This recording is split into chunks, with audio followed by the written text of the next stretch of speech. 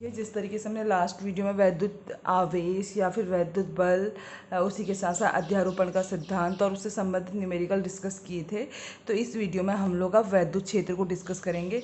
और इसके अंतर्गत हम लोग क्या क्या टॉपिक पढ़ेंगे। देखिए, सबसे पहले हम लोग पढ़ेंगे कि परीक्षण आवेश और स्रोत आवेश क्या होता है। ठीक है, परीक्षण आवेश जिसको टेस्ट चार्ज कहते हैं और स्रोत आवेश जिसको हम सोर्स चार्ज कहते हैं।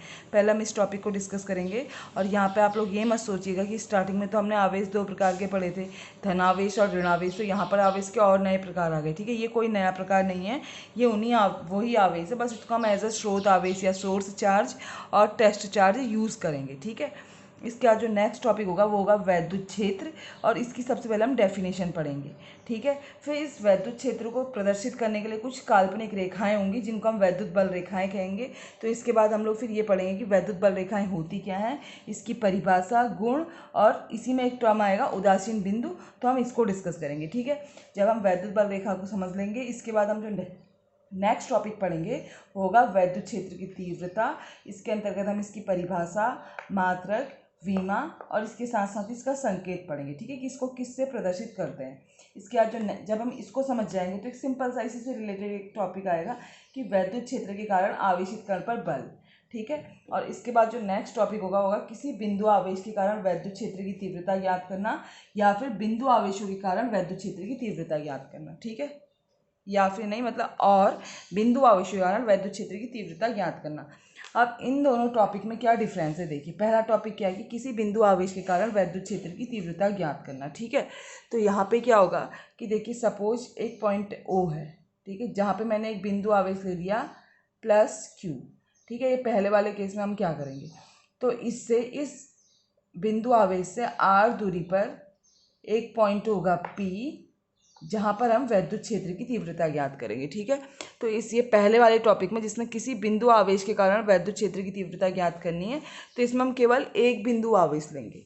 और इसके बाद जो नेक्स्ट टॉपिक है कि बिंदु आवेशों के कारण वैद्युत क्षेत्र की तीव्रता, तो इसमें हमारे पास कई सारे आवेश होंगे, जैसे कि Q1 है, Q2 है, या फिर Q3 है।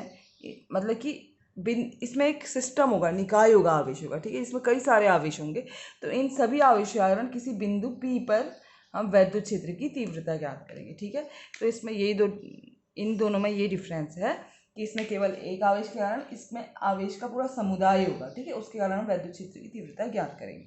अब देखिए, हम स्टार्टिंग से एक एक टॉपिक को डिस्कस करते हैं। कुछ इस वीडियो में कवर करेंगे, कुछ आगे आने वाली वीडियो में। ठीक है, तो देखिए, सबसे पहले देखते हैं कि स्रोत आवेश, सोर्स चार्ज क्या होता है। ठीक है, तो सोर्स चार्ज क्या होता है कि जिसका अपना वैद्युत क्षेत्र होगा।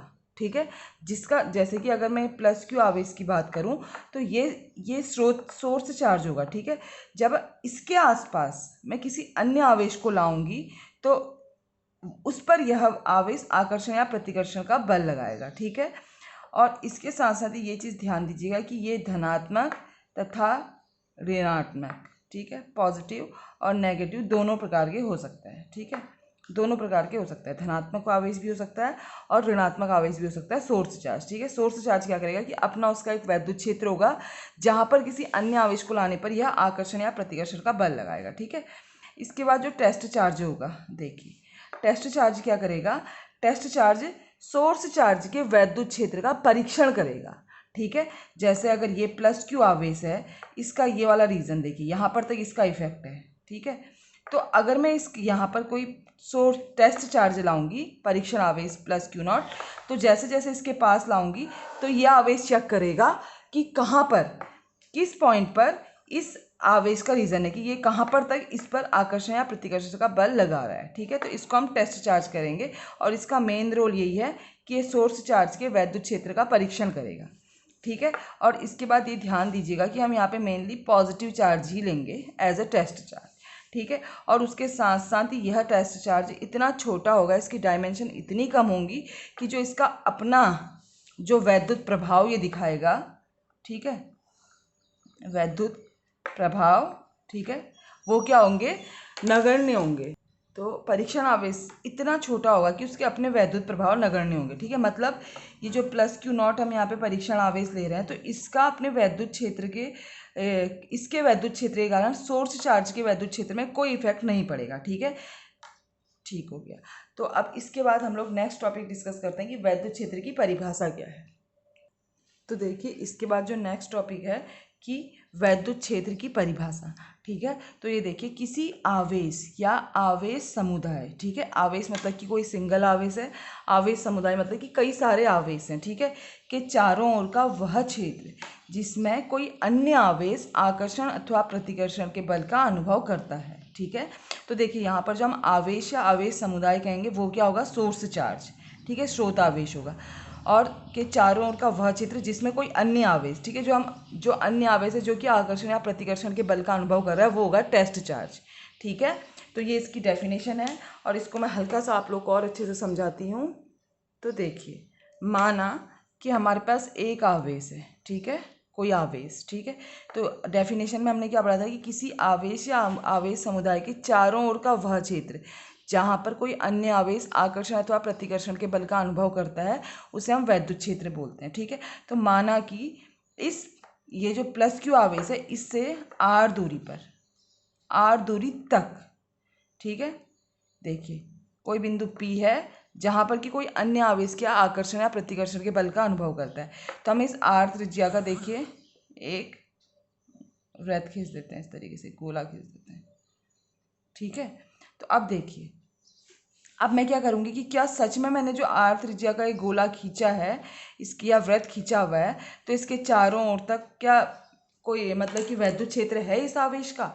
तो मैं क्या करूँगी, एक परीक्षण चार्ज ले आऊँगी Q0, ठीक है। तो मैं जैसे यहाँ पे Q0 रखा है तो यहाँ पर अभी इस पर इसका कोई इफेक्ट नहीं पड़ रहा है, लेकिन जैसे जैसे मैं इस परीक्षण आवेश को इस बिंदु P की ओर लाऊंगी और इस सर्किल पे हर पॉइंट में ले जाऊंगी तो ये क्या करेगा, आकर्षण या प्रतिकर्षण के बल का अनुभव करेगा, ठीक है। तो ये जो सोर्स चार्ज है इसका वैद्युत क्षेत्र कहाँ तक हो जाएगा, इसका रीजन इस गोले या इस सर्किल के अंतर्गत, ठीक है।